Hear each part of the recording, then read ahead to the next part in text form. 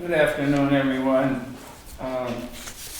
It's 3 o'clock. Reverend Parks is on his way, so we'll go ahead and convene the meeting for Thursday, December 12th. Can I have a call to order, a roll call? Chairman Henry, Here. Vice Chair Parks, Commissioner Obuchowski. Here. Commissioner McFarland. Here. Commissioner Morgan. Here. Commissioner Turnbull. Present. Commissioner Salem. Here. Okay, thanks. Can we get approval for the agenda? I move that we approve the agenda. Yeah. Motion to approve the agenda and the second roll call. Chairman Henry, Yes. Vice Chair Parks, Commissioner Obuchowski. Yes. Commissioner McFarland. Yes. Commissioner Morgan. Yes. Commissioner Turnbull. Yes. Commissioner Salem. Yes. Okay. Are there any public comments on the agenda item only? Hearing none, I'd like to have approval of the minutes for the regular meetings from the October 14, 2024. So moved. Second. Been properly moved. Second. Roll call? Chairman Henry, Yes. Commissioner Obuchowski. Yes. Commissioner McFarland. Abstain. Okay. Commissioner Morgan. Yes. Commissioner Turnbull. Yes. Commissioner Salem. Yes. Okay. We're moving right through this today, so we'll just go right into our new business. We have several resolutions to approve, so we'll start with the first one, which is Resolution 2024-10, flat tiered rent for 2025. Robin is going to come up and explain the next 4 resolutions for us. That's fine. Thank you. You're Thank welcome. you. You're very welcome. So the 2025 flat tier rents just replaced the 2024 flat tier rents. And we did do away with the income range tiers now are 5%, and now because we are having flat utility allowances, there is just, the minimum right now is $100, and then in the old flat tier rent, there were 3 schedules, 3 columns, one for project-based vouchers, one for housing choice vouchers that pay their own utilities, and one that do not pay their own utilities, but now we just have one column and one price.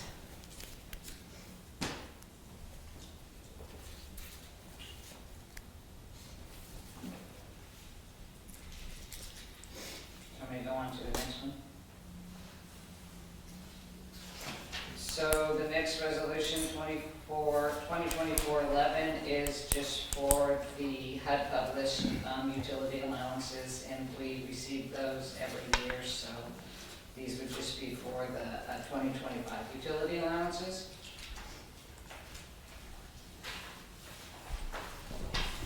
The 2024-12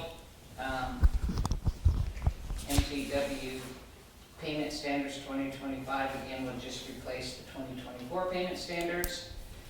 And the same with resolution 2024-13, HCB payment standards would just replace the 2024 payment standards.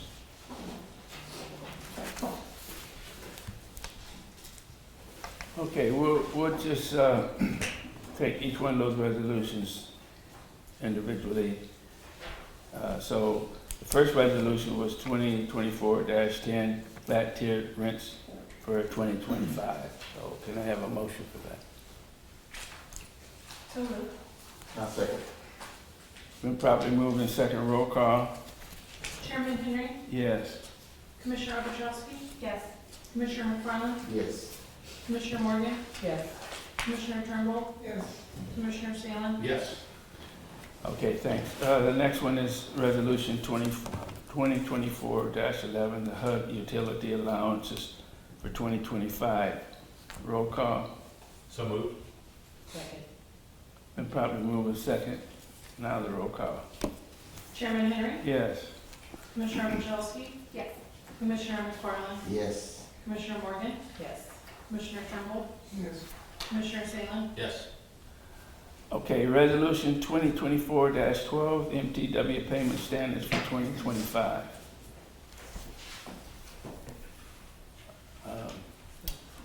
Motion for approval, and second. That's how So moved.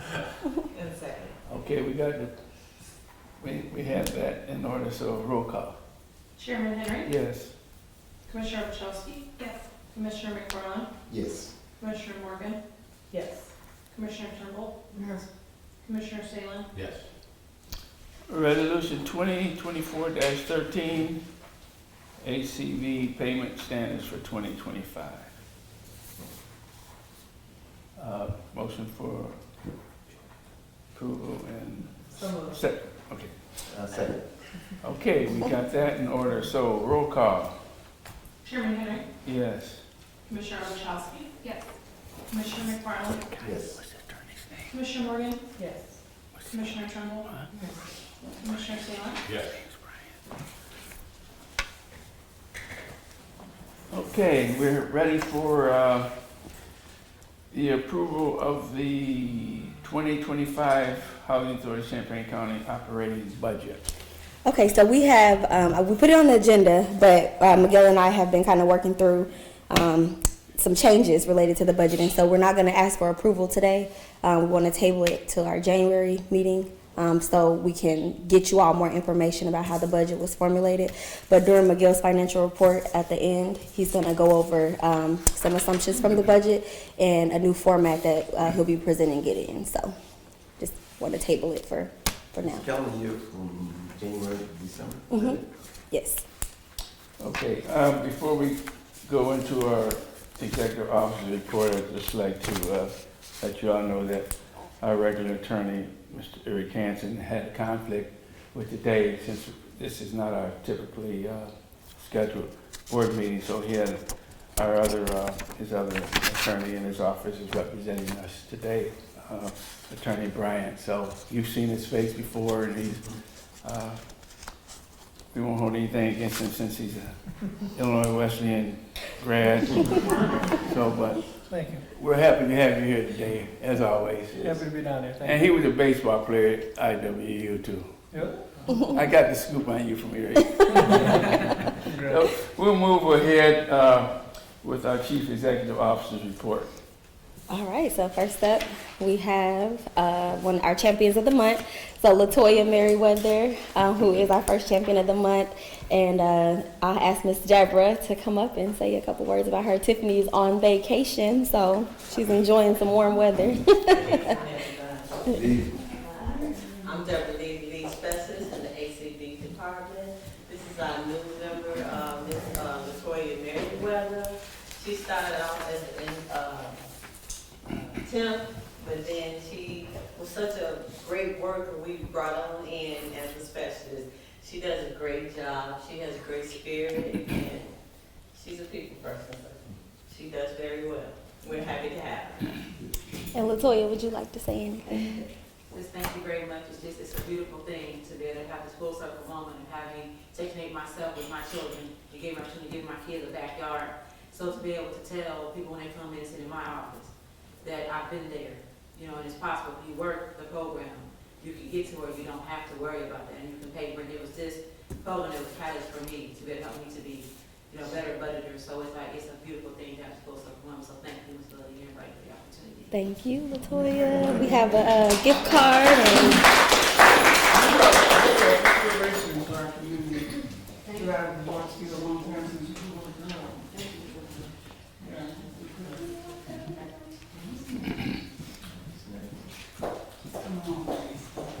yeah, and I must say Latoya is a great addition. She's very pleasant and we love having her on the team. And then Marcel McNutt is our second champion of the month. He couldn't make it today, but I'll still have his supervisor, Siobhan, come up and say a couple words about him.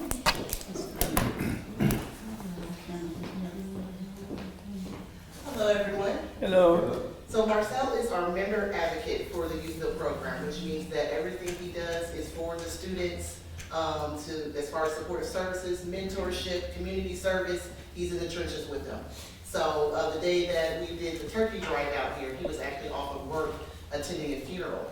And so he came here in his church shoes and his suit and was hauling turkeys and getting into it and came in and hung out. So just kind of like that over passion for our program and our company, which makes him a great person to have on the team. So well deserved for him. Yeah, very well deserved. Thank you, Siobhan. All right, next up, we finally got all of our numbers settled from the 2024 waitlist lottery. And so just some key statistics I wanted to share with the board. We had 9,886 applications submitted. And I think that's crazy. There's a lot of people that applied, and we took around 4,000 on the list. And so we gave some details on the breakdowns of the demographics here. So it's in your packet if you like to review it and kind of see where things stand. And so in 2025, January 2025, they'll begin to pull from that list. We have exhausted the complete 2024 wait list. So they're working to get families leased up right now, and we've got quite a few people out searching. I think around 500 people, possibly more, out searching right now for units. And so we're going to see where we land at the end of this period, and then we'll start pulling from the 25 wait list, the 24 wait list. We're covering October and November in activities. So voter registration day, Ms. Linda actually helped us go to our senior buildings, Ms. Linda and Jalina, and we got our seniors registered. And so that was really nice for all the seniors who wanted to get registered to vote. And Ms. Linda, we called on her because we know how active she is, and so she was there to answer our call and help. We also hosted our all-staff meeting for Q3. We also did our annual picture that day to support breast cancer awareness, so all the staff wore pink. And it was a good meeting. We had a really good meeting and recognized Ross Dimla, who was our senior accountant. He was awarded the Cruising and Crushing It Award, which is for consistent performance. We also hosted our annual trunk or treat. That was really fun. Robin's car is the one you see decorated there, so she won the contest. She had skeletons in her trunk. So that was really fun, and we got to see a lot of community members come out. So it was nice. And then we also hosted on October 28th and 29th an administrative plan training with Alica Consulting. And so Sydney from Alica, I know quite a few of the board members have met her at conferences or when she was here on site. She did come down or fly in from California to do a 2-day training, and I received a lot of positive feedback from the staff on the administrative plan training and how helpful it was for them to learn all of that information so they can be able to do their jobs, because we did update the admin plan this year.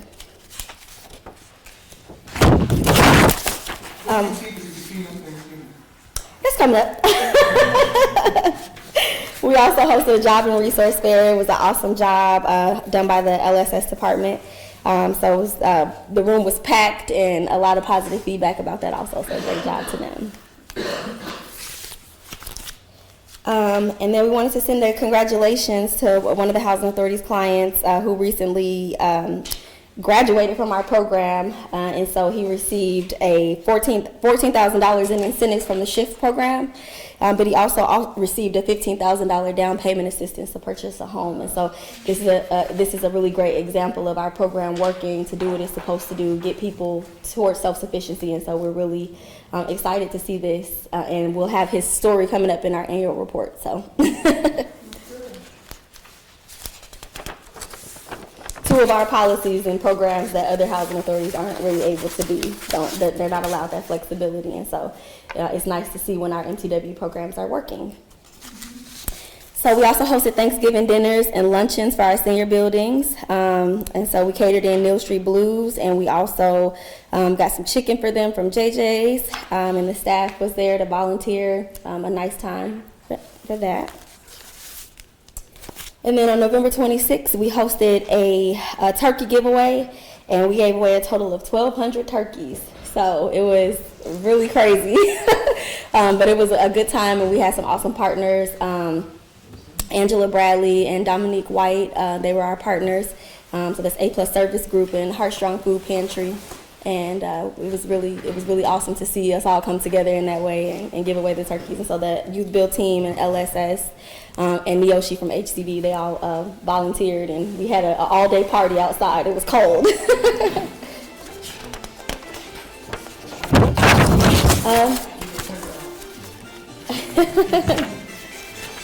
The Youth Build program has also started to do some demo work over at the new office building, Hessel. And so they've torn up all the carpets, and it's looking good in there so far. They've torn up all the carpets there. They're repairing some drywall today. I think they're going to be painting next week. And so it's coming to life over there. So as soon as it's finished, I would love to give the board members a tour of that space. When do you project to be in there, operating in there? April. Maple Grove, which is our emergency shelter for families, the construction has began on that, and so it's coming along, and we're on schedule to finish that hopefully by April or May as well. So we'll get that shelter back operational. Columbia Place, I know I received a lot of questions about this, so I just wanted to give the board an update. So at Columbia Place, we are in the planning stages of getting it rebuilt. We've engaged an architect, and so that's kind of where we are right now. We're going to do some remediation of the mold that's grown in there because it doesn't have a roof, so water has gotten in. And so from there, we've been meeting with the architect, and so I should have a more solid update for the board in January when we expect to get that property rebuilt and back online. Let me ask you a question. Yes. When did this fire take place? July 2nd. July 2nd. So does it usually take this long for insurance companies to go through their process and everything? I don't know if it usually takes this long, but I think just kind of a lot of factors have played into why it's taking us so long to get this off the ground. Do you know what kind of factors have played into this? Because this is a long It is time. a long time, and really just kind of try to figure out what we needed to do. So first we have to get the insurance involved, and then getting the staff on board to figure out like where we had to. First we had to get an architect as well. So the board approved all of the architect contracts that we had, and so from there we've gotten to engage with the architect, and they're working on the drawings. So that's kind of like what's delayed us. Okay, thank you. And then Steer Place, so we're excited that we are closing on Steer Place next week. So, well, hopefully, we got the approval today to close on Steer Place next week, and so we think that will start this month. And so that's about a $22 million renovation, and so that is underway. We are also closing on the Housing for Justice Involved individual program this month, and so that's those 3 or 4 homes that are going to be used for the individuals who are justice involved, or like, somehow related to coming out of prison or something along those lines. And so we'll be able to get that program started once we close on that. And then we've done some upgrades and improvements over at Oakwood Trace to fall in line with the insurance requirements. And so there's been some changes over there, if you've seen those. And then the next couple slides are related to updates from Youth Build. And so we have currently 20 students enrolled. 4 of the 8 NCCER modules have been completed, and 19 of the 20 have earned first aid and CPR certifications. We also have a class, or this is a photo of all the students from the new cohort. Construction week, they had that last month, and they start to build up their tiny home, and so it's really nice to see that over there. They've done like framing and put in the windows and working on plumbing, and so if any of the board members would like to stop by Pioneer and view that, you can let Siobhan know. And then we're shouting out our UIUC intern. Her name is Blessing, so she's from the Department of Education. And so she's been helping Youth Build and tutoring some of the youth that are there. Youth Build also went to Timber Point Camp. They took the new cohort as just like a little bonding trip. And so I heard the kids had a really good time out there. Where's Timber Point? In Bloomington. I didn't go, I wasn't invited. No, I think I was at the FATA conference or something. They also had a banana pudding cooking contest, and so that was fun. And then Justin, our construction and development manager, he's taken on a youth build intern, DJ Wall. So DJ graduated in our last cohort, and so he's been interning under Justin, learning a lot about the ins and outs of what goes on at the housing authority and how we get things done. And so he's doing a really great job. One quick question about youth build. How many of youth build students, once they graduate here, goes on to further working In the trades, in the trades? I would say I would have to get a solid number on that. I don't have a solid number on how many go actually into the trades, but I would say around 70% we can track that are employed following their time in youth build. So do we help them get employment? Mm-hmm. What about unions? We've been trying to work with the unions. We've had a few meetings with them. The Carpenters Union has been very receptive to the youth build program. Okay. And then also we've been working with Carl, and they've made a commitment to help get the youth build students on the tiny homes project. So that would be one way that they could enter into a union through that partnership. What about Jared Clemens? He wants to do a little stuff with the union. He said after his race that he would like to get back. He's with the union, so once you contact him, he would be a great resource. Yeah, okay, we can do Jared that. Clemens. I've seen them. Yeah, so following that, we have some finance updates, and I'll let Miguel come up and give his finance updates and talk about the budget. Good afternoon. Okay, sorry. Okay. As usual, I'm gonna mention the disbursements done in November of 2024. As you know, we wrote checks for $313,800. And I usually mention the ones that were somewhat higher. We had a check for a water heater repair in Washington Square. And then there's one to Straight Line Moving for part of the SEER project. As Lily mentioned, there are several projects going on, so we're actually keeping track of those to be properly refunded. I don't want to kill the speed that is going, so just try to make it simple. As Lily mentioned, the budget, and I see that it's my understanding you have the budget with you. As I was doing the budget, one thing that I noticed is that the blended components, no matter how you print it, it becomes very dense because it has to put a lot of columns, and that's basically the reality of what's happening. We have several new properties for 2025. And actually, the other thing I wanted to mention were the budget assumptions. Basically, what were the main considerations when putting the budget together. And that's my understanding you have the budget, so you can take a look at it, and as Lily said, the idea is to have a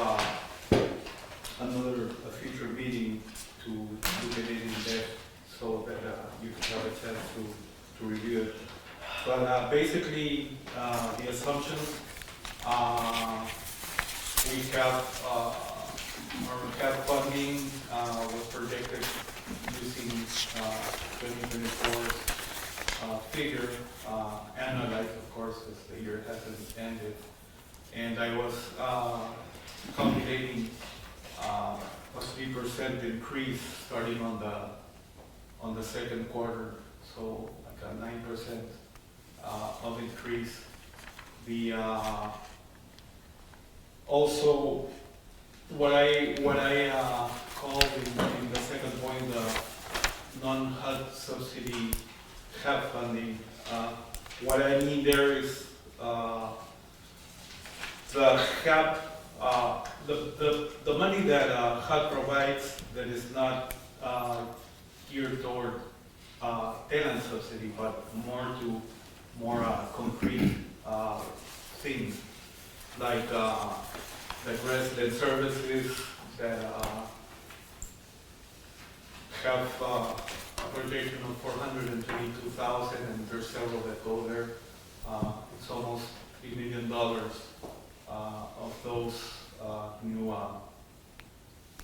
of those HUD source funds that we are hoping that we can pull in some cases from our reserves as well. We are planning on the first year payment of Yardi that was projected at 150,000. That's what I had on from last year's budget. That was kind of expected to happen, but we're actually going now to 2025 on that. We are expecting $1.5 million to invest in Douglas Square renovation. So that gives us a total of almost $3 million. Also, the projected salaries were done with a 3% increase, which is consistent to kind of what happened last year. I am considering also in the budget developer fees from the steel remodeling project, about 500,000 that we should be receiving in 2025. And this is the property budget.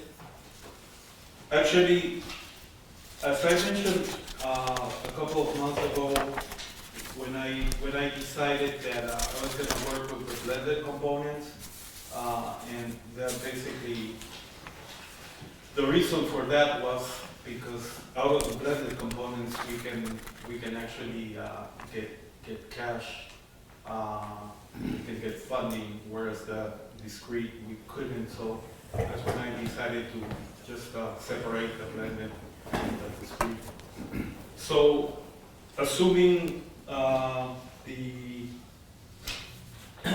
with the assumptions that I'm mentioning there on the blended components, the property management blended components should come up with about $1 million of cash flow, which is actually showing in the budget that you have. Going back to the assumptions for property management, like I mentioned, there's 3 new properties in 2025, Central, Homestead, and Douglas Square. Douglas Square being the biggest one of those. Homestead is actually the property that we were doing our single room occupancy program, but the intention is to incorporate it to our blended component. The second part of that, or the middle part, excuse me, shows the assumptions of vacancies and collection losses for the year.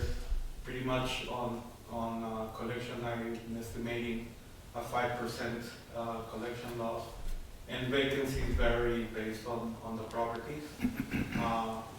The capital expenditures are the ones that pretty much I mentioned before, plus about $10,000 in most of our flat properties.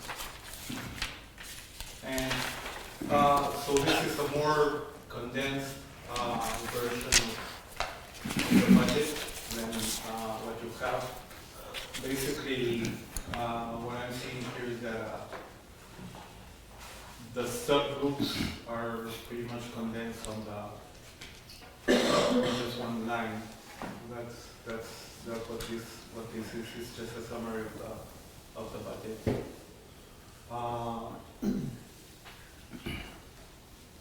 This is a composition of how the operating expenses are distributed by percentage-wise on a pie chart. And finally, this is a projection of the expenses. 2025 budgeted versus 2024 annualized, because they're kind of projected to what they would be at the end of 2024. So I think that's all I have really to mention. As Lily said, we can discuss the budget further once we have a chance. We had jeopardy in 2025 for any funding getting cut due to change of power. We had jeopardy getting cut. We don't anticipate any, we don't anticipate any major budget cuts, and I think that we have a really healthy reserves with HUD, and so if there were budget cuts, we were able to sustain those. I pretty much agree with that. That's good then. Good to know. I'm glad you got a backup plan. How did they budget and the expenditures line up for 2024? In 2024, so I had October's figure. And this chart right here shows That's not, but I'm saying, that's 24 and 25. But I'm saying, how did the expenditures and the budget that you gave for 2024, how did we end up as far as expenditures? Did it pretty close? Well, the budgeted, we, as of October, on the revenue part, we're actually 4.0 over what was budgeted. So we're spending more than was budgeted. We got more revenue than what was budgeted. But you got more revenue than what was budgeted. Yes. What about expenditures? Yes, on the side of the expenditures, we have about 8.6% of, as of October, of expenditures over the budget. We drew down funds out of our reserves to cover some things, such as supportive services. So I know we overspent on supportive services, but we did it intentionally because we needed to spend down money from our reserves, as well as the purchase of some properties. We pulled down the money from our reserves. Was there many unexpected expenses from 2024? I wouldn't Or say you any just- major unexpected. You just doing it for you just doing it just to, how should I say, take out from the reserve because. Yeah, and you know what? We had talked to the board about it earlier this year, but we have around $20 million in our HUD held reserves, and so that's not a good thing. And it's built up over many years, so it just shows that our program works and we're saving money on HAP dollars, and so that those extra funds are going into our reserves. And so we had a conversation with HUD, and they asked us to figure out how to get this money out the door. And so we chose to do it through supportive services, so that's why we're offering security deposits and moving assistance and application fees. And so when we come back in January, I think we can have a more detailed explanation of like where that money was spent.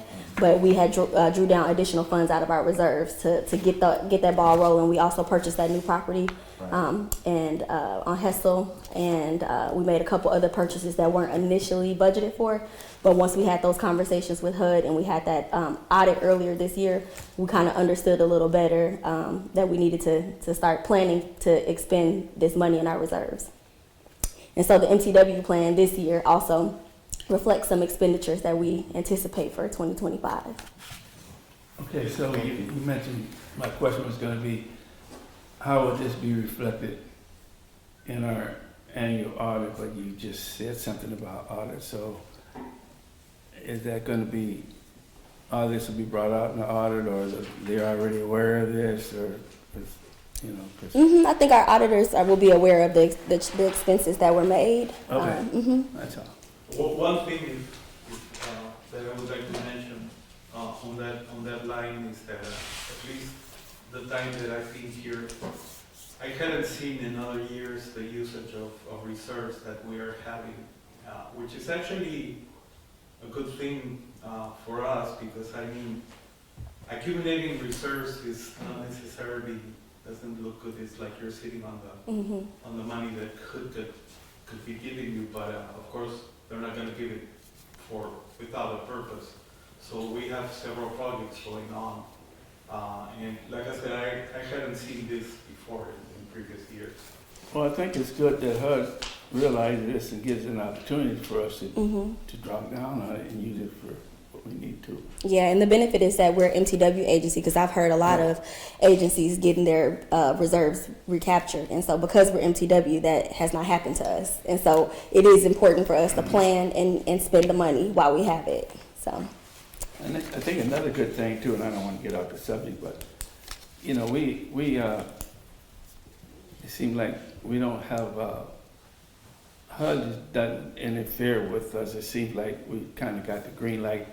Maybe it's because based on previous years and the operation of our agency under, you know, previous executive directors and the continuation under Ms. Watson, because, you know, there are some real troubled agencies out there. I see them talk to a lot of other, I talked to a lot of other executive directors and board members, and we want to just keep that continuous flow really in the shape that we're in right now.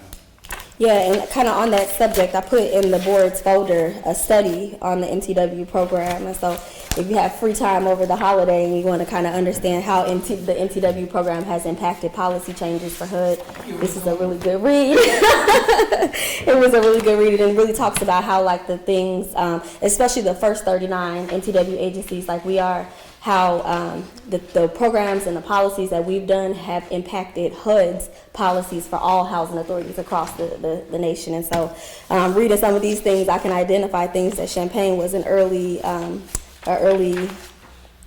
innovator on, some of these policies, and they're now policies that are nationwide. And so it was a really good read if you're bored. Appreciate this. This is real good to have. And then kind of going back to the budget and this kind of new format, this more consolidated format of the budget, we wanted to give that to the board to give us feedback on, to see if that is easier to understand. And there's a section down here where we plan to put comments on where the board is varying, where we see, not where the board, where the budget is, where we have variances in the budget, and explain those on a monthly basis so the board can see them and really consolidate the financials, but still have that big budget available in every board packet. But this should just give you a snapshot. And so that's kind of where we're planning to go with the budget presentation and the presentation of the financials for 2025. And it'll be a little more ironed out come January, and when we ask for your approval on it all. As I mentioned, if we keep incorporating properties, I mean, no Yeah. differences. Yeah. Yeah, it is. It's a lot of information, and so we're trying to find a way to consolidate it just so it's easily understandable.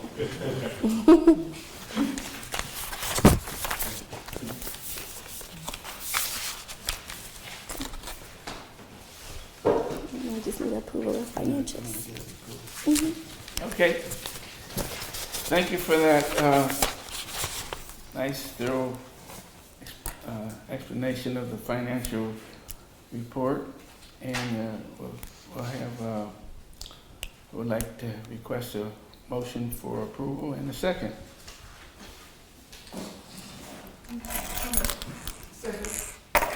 We got the approval in a second, so I would like to have roll call. Chairman Henry, Yes. Vice Chair Parks, Yes. Commissioner Ovechowski. Yes. Commissioner McFarland, Yes. Commissioner Morgan, Yes. Commissioner Trimble, Yes. Commissioner Salem. Yes. Is that all part of The financial approval. that? Okay. And then, Dr. Henry, if I could interrupt for a second, I see Marcel he made it, so I wanted to give him. So, Marcel, you missed all the nice things everybody had to say about you, but you can So if you would like to say a word or two about being nominated, you can.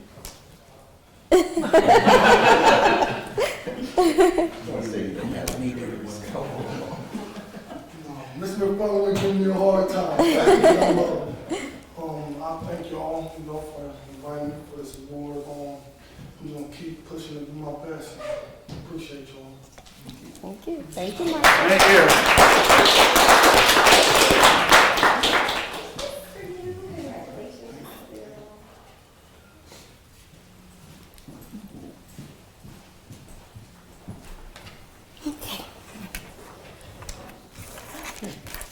Down here. Okay, we're down to item 9, which is the public comments on non-agenda items. The floor is open for anybody who wants to come.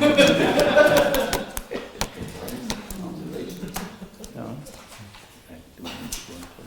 No need for frustration. Nobody wants to say anything? Almost Christmas. Okay, if that's the case, we have no closed session. We do have a meeting for Oak Grove Development Corporation next though. That's not closed session. No. Okay. So, we're not gonna adjourn then. We are gonna adjourn and then we're gonna Okay, another meeting. we're gonna adjourn. So can I have a motion for approval and a second on the adjournment? So moved. Second. Okay, roll call? Chairman Henry, Yes. Vice Chair Parks, Yes. Commissioner Ovechowski. Yes. Commissioner McFarland, Yes. Commissioner Trimble, Yes. Commissioner Salem, Yes. Commissioner Morgan, Yes. Commissioner, I said Salem. Yes. Okay. Okay, we're gonna have a brief meeting at Oak Grove. So, is that, Just call the Oak Grove we'll Development call roll for Corporation. the meeting at Oak Grove for some signatures. Chairman Henry, Yes. Vice Chair Parks, Commissioner Ovechowski, Commissioner McFarland, Commissioner Morgan, Commissioner Turnbull, Commissioner Salem. Right. So there's only one matter that needs to be addressed in this meeting. It's a resolution to authorize the purchase of certain real estate. The property that this resolution would authorize the purchase of is 1207 South Mattis Avenue in Champaign. The purchase is for the price of $1,145,000. In addition to approving that purchase, you would be approving Lily Walton to be authorized and directed to perform any necessary act to purchase the property on behalf of Maple Grove Development Corporation. You would also be authorizing Lily Walton the authority to execute any documents to effectuate the purchase of the property, and you'd be authorizing Eric Hansen to have the full corporate power and authority to execute any other documents at closing to purchase the property. And this project is the mid-barrier shelter that I discussed with the board earlier this year. We have found a location and we are moving forward to purchase, and it'll be in partnership with See You at Home for additional shelter units. Okay. Can we have a motion for approval? So moved. Second? Second. Roll call? Chairman Henry, Yes. Vice Chair Parks, Yes. Commissioner Ovechowski. Yes. Commissioner McFarland, Yes. Commissioner Morgan, Yes. Commissioner Turnbull, Yes. Commissioner Salem. Yes. Okay, is that it? And then a motion to adjourn. A motion to adjourn. Merry Christmas and Happy New Year. Is that in the motion? Roll call? Chairman Henry, Yes. Vice Chair Parks. Motion to adjourn. I won't leave. Yes. Commissioner Ovechowski. Yes. Commissioner McFarland, Yes. Commissioner Morgan, Yes. Commissioner Turnbull, Yes. Commissioner Salem. Yes. All right, and then you all have a holiday gift from the staff here at HACC, as well as we've catered in Olive Garden if you're hungry and you like something to eat. So Darlena's gonna go get it.